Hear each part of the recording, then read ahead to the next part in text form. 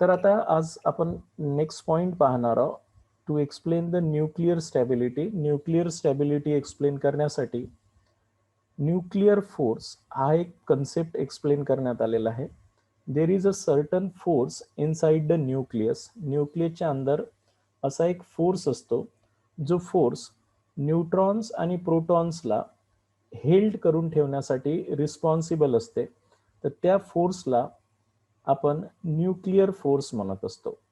The force which hold the nucleons म्हणजेच neutrons and protons together within the nucleus. न्यूक्लियसच्या अंदर जे neutron प्रोटॉन्सला hold करून ठेवण्यासाठी जो फोर्स ऑफ अट्रॅक्शन त्या न्यूक्लियसमध्ये डेव्हलप झालेला आहे, त्याला आपण न्यूक्लिअर फोर्स म्हणत असतो. आता हे जे न्यूट्रॉन प्रोटॉन्स न्यूक्लियसमध्ये होल्ड करून आहे, त्यामुळे बरेचसे न्यूक्लियस स्टेबल असतात. आणि ही जी थिअरी आहे, ही जी थिअरी आहे ही कोणी मांडलेली आहे? युकावा नावाच्या सायंटिस्टने मांडलेली आहे in 1935, called as meson theory. After the discovery of meson particles, त्यांनी मिसॉन पार्टिकलची डिस्कवरी केली न्यूक्लियसमध्ये, ज्याला आपण पाय न डिनोट करत असतो. हे 3 प्रकारचे मिसॉन पार्टिकल्स असतात.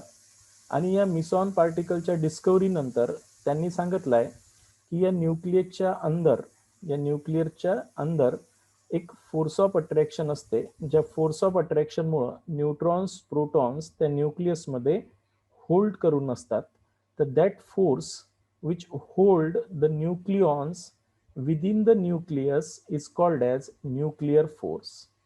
आता या न्यूक्लिअर फोर्स विषयी त्यांनी इन्फॉर्मेशन दिली की हा जो न्यूक्लिअर फोर्स आहे हा एकदम शॉर्ट रेंज फोर्स आहे.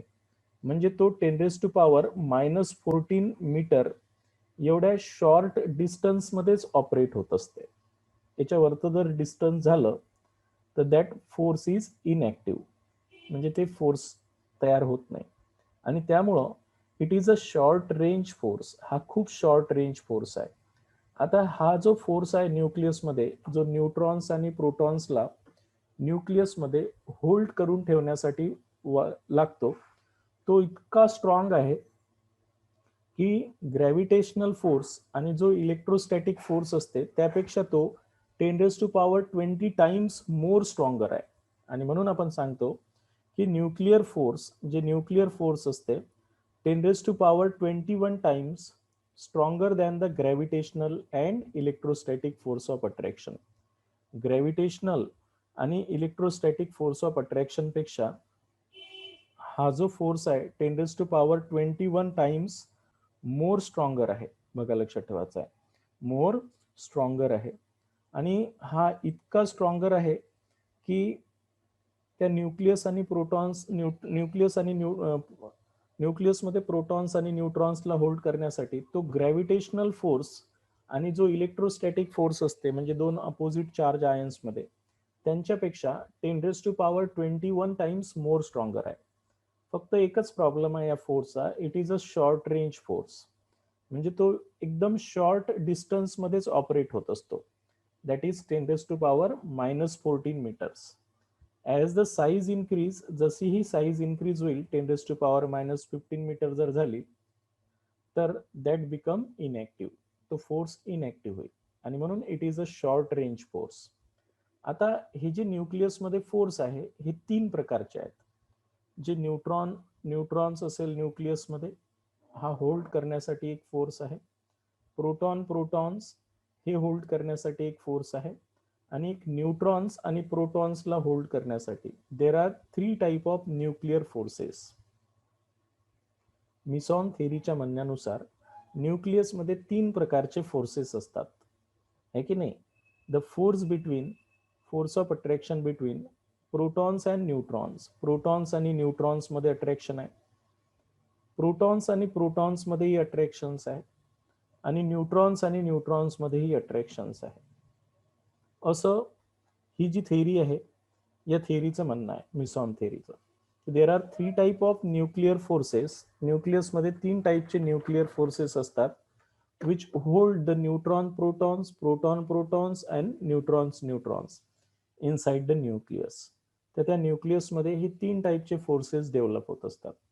आता या फोर्सची ओरिजिन काय, म्हणजे ही फोर्स डेव्हलप कसा होते, हे अट्रॅक्शन डेव्हलप कसं होते न्यूक्लियसमध्ये, तर त्यांनी ओरिजिन सांगितली आहे की न्यूक्लियसमध्ये एक पार्टिकल असतो मिसॉन नावाचा. तो मिसॉन पार्टिकल्स या न्यूट्रॉन न्यूट्रॉन प्रोटॉन प्रोटॉनला एक्सचेंज करत असतो आणि त्यामुळे एक फोर्स डेव्हलप तयार होते आणि ज्याच्यामुळे प्रोटॉन प्रोटॉन न्यूट्रॉन न्यूट्रॉन आणि प्रोटॉन प्रोटॉन्स एकमेकांना होल्ड करून ठेवण्याचं काम करतात. म्हणून या फोर्सची ओरिजिन, हा फोर्स डेव्हलप कसा होतो, हा फोर्स कसा डेव्हलप होतो, हा युकावा नावाच्या सायंटिस्टनं after the discovery of meson पार्टिकलच्या डिस्कवरी नंतर एक्सप्लेन केला की ही फोर्स ऑफ अट्रॅक्शन यांच्यामध्ये डेव्हलप कसे होते. तर त्यांनी सांगितलंय की nucleus has 3 type of meson particles. न्यूक्लियसमध्ये प्रोटॉन न्यूट्रॉन व्यतिरिक्त न्यूक्लियसमध्ये 3 टाईपचे मिसॉन पार्टिकल्स असतात. Positive meson, neutral meson pi raise to power 0, positive meson आणि निगेटिव्ह मिसॉन, असे 3 पार्टिकल्स असतात प्रोटॉन्स न्यूट्रॉनच्या व्यतिरिक्त. आणि हे जे पार्टिकल्स असतात त्यामधला पॉझिटिव्ह आणि निगेटिव्ह पार्टिकल्स त्यांनी सांगितलं आहे की 273 टाइम्स हेवियर पार्टिकल्स आहे दॅन द इलेक्ट्रॉन्सपेक्षा. आणि जो न्यूट्रल मिसॉन पार्टिकल्स आहे तो 264 टाइम्स मोर हेवियर आहे दॅन इलेक्ट्रॉन्स. आणि they have the velocity equal to the light, आणि यांची वेलॉसिटी जवळपास लाईटच्या वेलॉसिटी इतकी आहे. म्हणजे न्यूक्लियसमध्ये एक नवीन पार्टिकल्स आहे जो मिसॉन नावाचा पार्टिकल आहे, जी 3 प्रकारचा असू शकते: पॉझिटिव्ह मिसॉन, निगेटिव्ह मिसॉन्स आणि न्यूट्रल मिसॉन.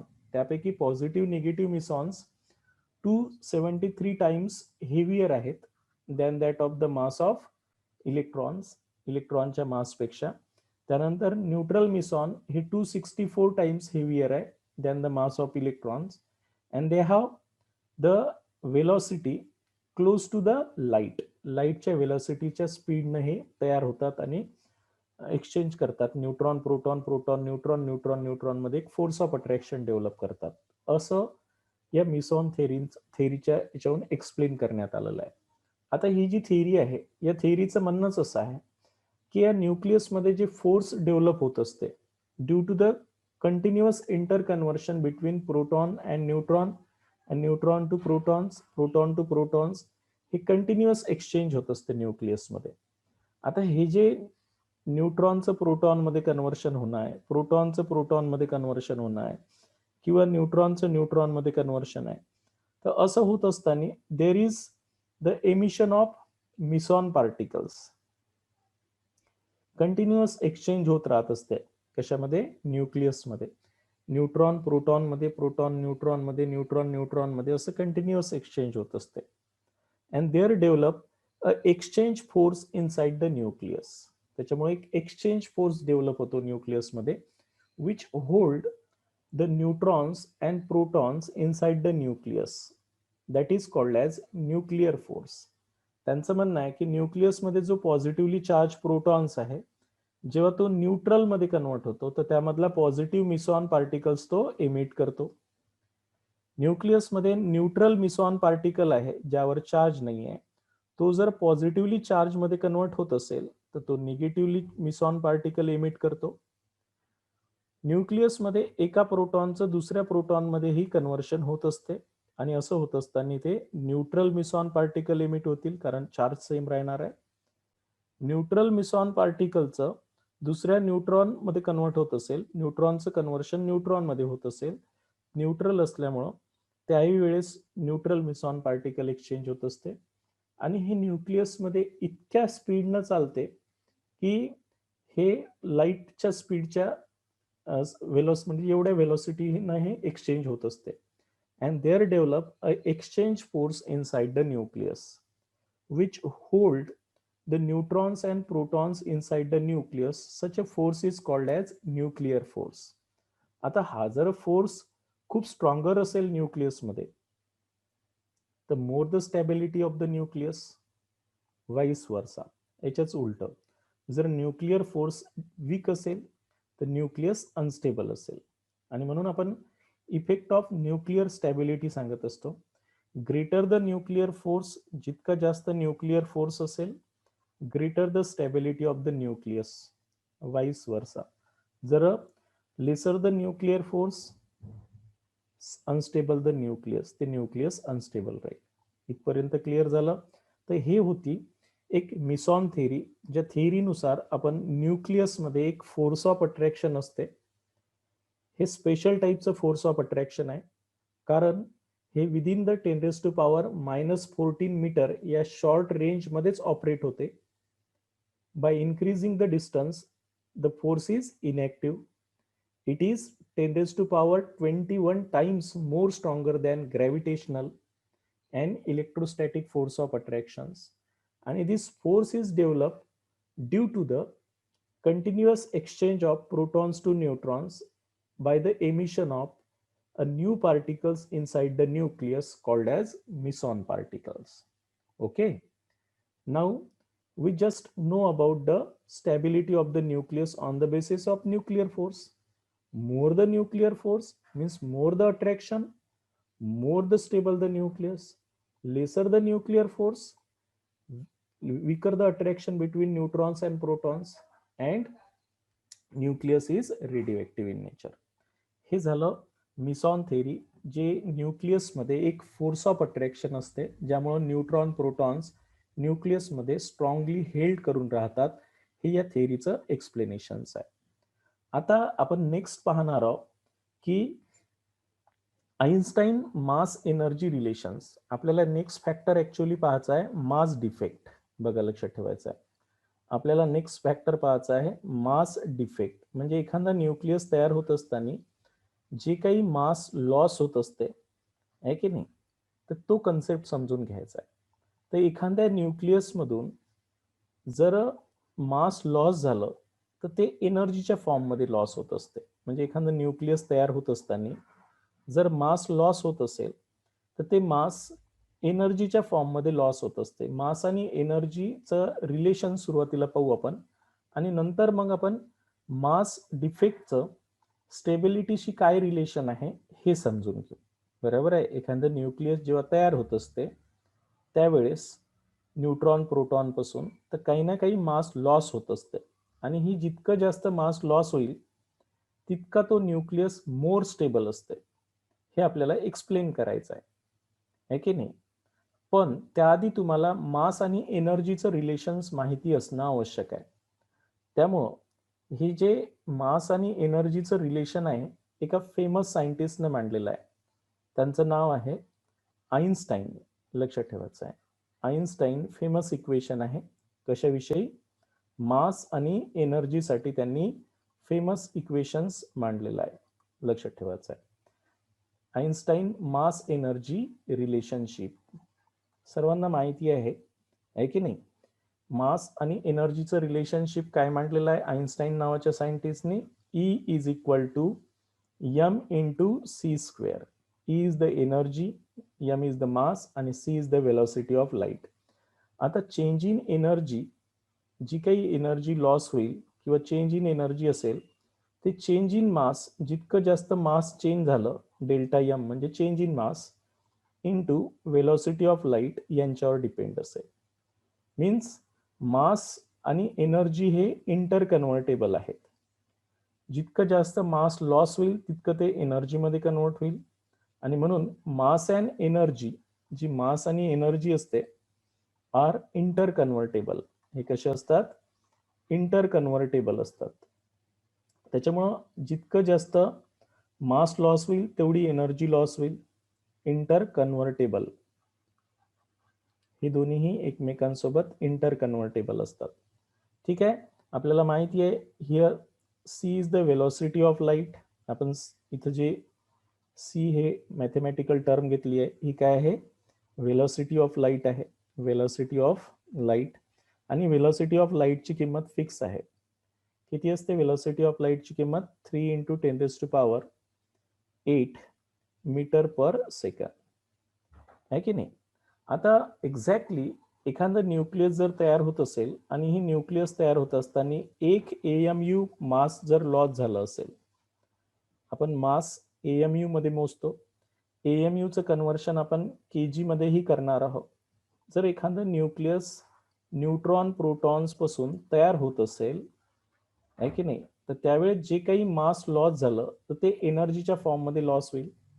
तर सपोज एखादा न्यूक्लियस तयार होत असेल आणि त्यामध्ये एक AMU मास जर लॉस होत असेल तर how much amount of energy is release, म्हणजे ते न्यूक्लियस जेव्हा तयार होणार आहे न्यूट्रॉन्स आणि प्रोटॉन्स पासून, तर त्यावेळेस जे काही मास लॉस झालं ते एनर्जी मध्ये कन्वर्ट होणार आहे, एनर्जीच्या फॉर्म मध्ये लॉस होत असते. तर नेमकं किती मास लॉस झालं तर किती एनर्जी रिलीज होत असेल न्यूक्लियस तयार होत असताना, हे आपण एक रिलेशन्स बनवणार आहोत. बरोबर आहे. आणि म्हणून त्यासाठी तुम्हाला सुरुवातीला AMU चं कन्व्हर्शन, ऍटॉमिक मास युनिट, मास आपण ऍटमचं AMU मध्ये मोजतो, यालाच आपण ऍटॉमिक मास युनिटला आपण जर ग्रॅम मध्ये कन्वर्ट करतो म्हटलं तर 1/n ग्रॅम असं म्हणतो. 1/, ॲव्होगॅड्रोज नंबर ऑफ ग्रॅम. 1/, ॲव्होगॅड्रोज नंबर, ॲव्होगॅड्रोजची किंमत कॉन्स्टंट असते. किती आहे? 6.023 इंटू 10⁻23. याला जर सॉल्व केलं आपण तर याची किंमत येणार आहे 1.66 into 10⁻24 gram.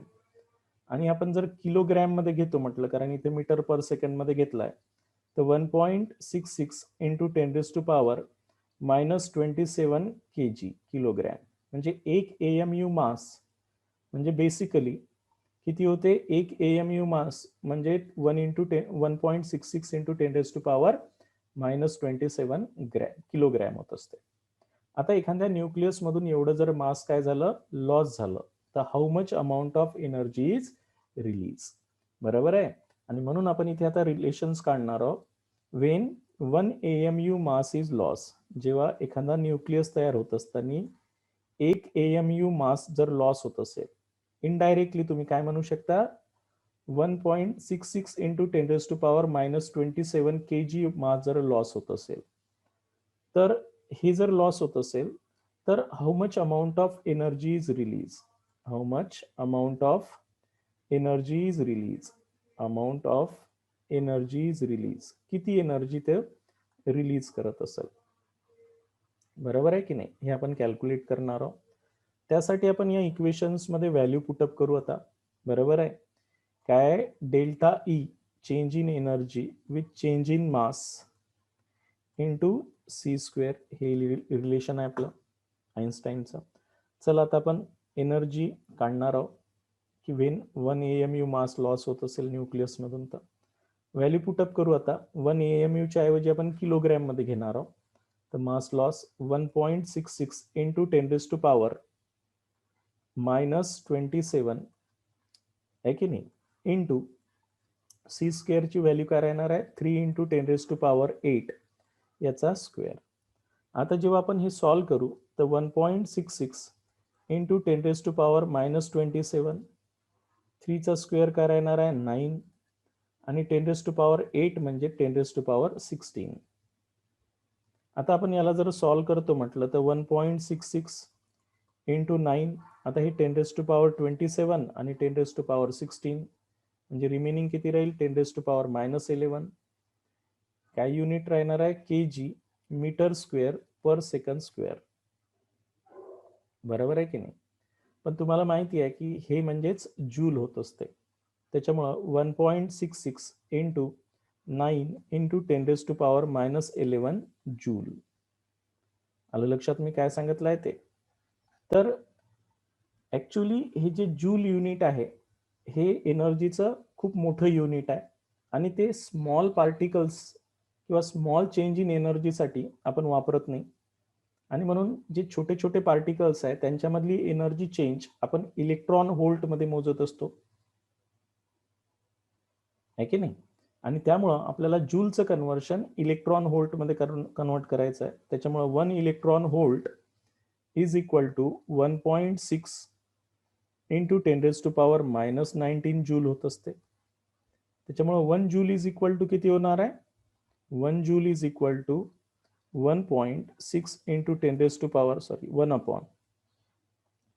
1 joule is equal to किती होईल, 1/10⁻⁻⁰ 1.6 इंटू 10⁻⁻19 इलेक्ट्रॉन व्होल्ट होईल. आता ही व्हॅल्यू आपण पुटअप करू इथे जूलच्या जागी, आहे की नाही, त्याला इलेक्ट्रॉन व्होल्ट मध्ये कन्वर्ट करण्यासाठी.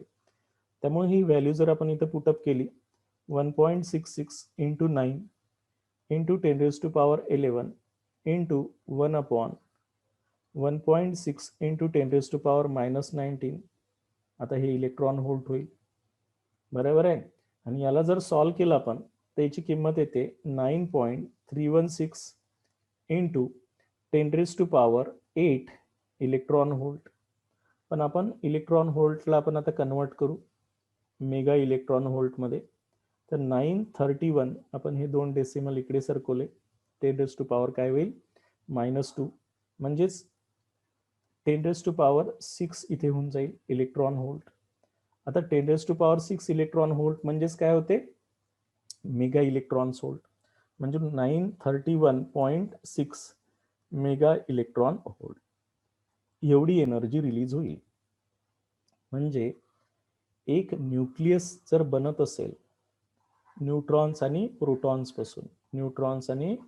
पासून जर एखादा न्यूक्लियस बनत असेल, बरोबर आहे, आणि यावेळेस जर यांच्यामधला मास डिफेक्ट म्हणजे मास किती कन्वर्ट झालं 1 AMU मास जर याच्यामधून लॉस झालं, 1 AMU मास जर लॉस झालं, तर नॅचरली 1 AMU मास जर लॉस झालं तर त्यावेळेस हे मास एनर्जीच्या फॉर्म मध्ये रिलीज होईल.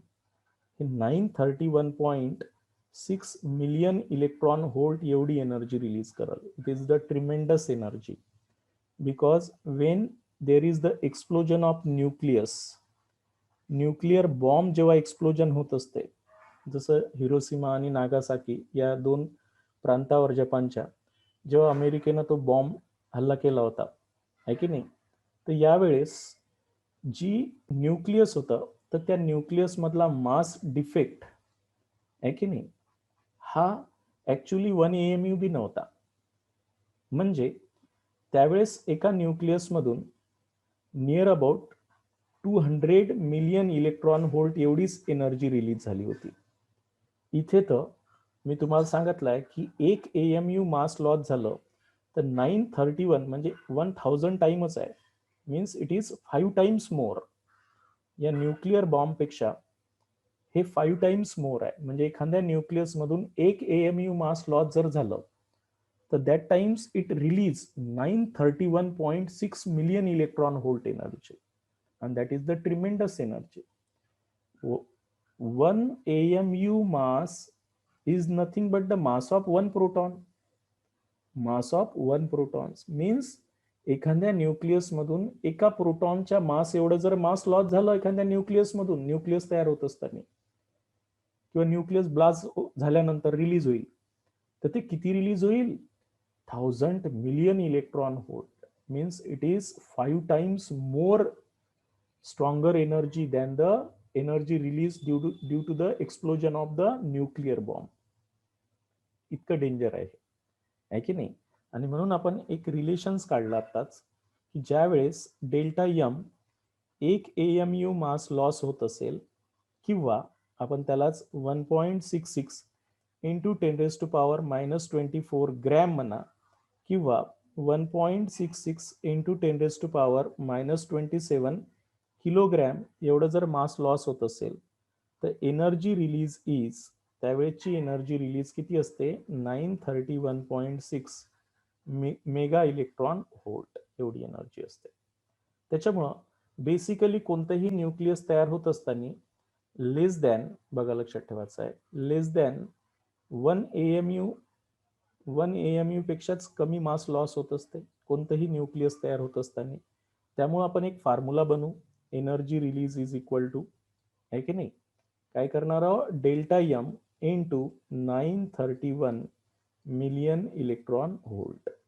दिस is the equations which is used to calculate the energy release when there is delta m mass is loss, mass defect is there. means एखाद्या न्यूक्लियस तयार होत असताना तुमचा डेल्टा एम एवढा जर मास डिफेक्ट झाला तर how much amount of energy is release, that is calculated by using that formula. हा फॉर्म्युला आपण वापरणार आहोत. तर हा फॉर्म्युला तुमच्या डोक्यात फिट ठेवायचा आहे. नॅचरल आहे. मॅक्झिमम 1 AMU मास लॉस झालं तर तुमच्या लक्षात आलं असेल आता 1 AMU मास लॉस झालं तर 931 मिलियन इलेक्ट्रॉन व्होल्ट एवढी एनर्जी रिलीज होत असते. जर हाफ AMU मास लॉस झालं असतं तर आपल्याला काय झालं असतं 931 डिवायडेड बाय 2 इतकी मेगा इलेक्ट्रॉन व्होल्ट एवढी एनर्जी रिलीज झाली असती. आहे की नाही? आहे की नाही? 1/4 झालं असेल तर 1/4 जर झालं असतं तर आपण सांगितलं असतं की 931/4 मेगा इलेक्ट्रॉन व्होल्ट. असं हे आपल्याला शॉर्टकट रिलेशन माहिती पाहिजे आणि असेच ऑब्जेक्टिव्ह असते. लक्षात ठेवायचं आहे. 1/4च्या ऐवजी 0.25 म्हणतील ते एवढं AMU मास लॉस झालं किंवा 0. आता 1/4च्या ऐवजी ते आता थोडंसं 1/8 करू शकतात. असं काही प्रॉब्लेम नाही आहे ना. तर अशा प्रकारे आपल्याला जर त्यांनी दिलं असेल की एवढं मास लॉस जर झालं तर आपल्याला ही डायरेक्टही कॅल्क्युलेट करता येते ऑब्जेक्टिव्हसाठी. तर ह्या टेक्निक आपल्याला डेव्हलप करायच्या आहे जेव्हा आपण हे प्रॉब्लेम सॉल्व्ह करतो तेव्हा. इथपर्यंत समजलं? म्हणजे एक महत्वाची गोष्ट आईन्स्टाईन्स नावाच्या सायंटिस्टनं आपल्याला दिलेली आहे. त्यांचं म्हणणं आहे की जे काही न्यूक्लियस बनत असेल, न्यूक्लियस तर आपोआप नाही बनलाय, तो न्यूट्रॉन्स आणि प्रोटॉन्स पासून बनलेला आहे. तर न्यूट्रॉन आणि प्रोटॉन्सला काही ना काही मास असते. ज्यावेळेस ते न्यूट्रॉन प्रोटॉन कंबाईन होतात आणि एक न्यूक्लियस बनवतात तेव्हा ते एनर्जी रिलीज करतात. त्यांना आपण बाइंडिंग एनर्जी म्हणणार आहोत. बाइंडिंग एनर्जी ऑफ न्यूक्लियस आहे की नाही. न्यूट्रॉन प्रोटॉन्स बाइंड करून ठेवण्यासाठी जी एनर्जी लागते त्याला म्हणतो आपण बाइंडिंग एनर्जी. तेवढीच एनर्जी आपल्याला त्याला तोडायला लागल जेवढा तो तयार होताना रिलीज केली. त्यामुळं न्यूक्लियस किती स्टेबल आहे हे त्याच्या मास डिफेक्टहून आपल्याला सांगता येते. More the mass defect neutron protons पासून न्यूक्लियस तयार होत असताना जास्त जर मास डिफेक्ट झाला तर मोर द एनर्जी रिलीज, तितकी जास्त एनर्जी रिलीज होईल आणि more stable the nucleus. Clear आहे?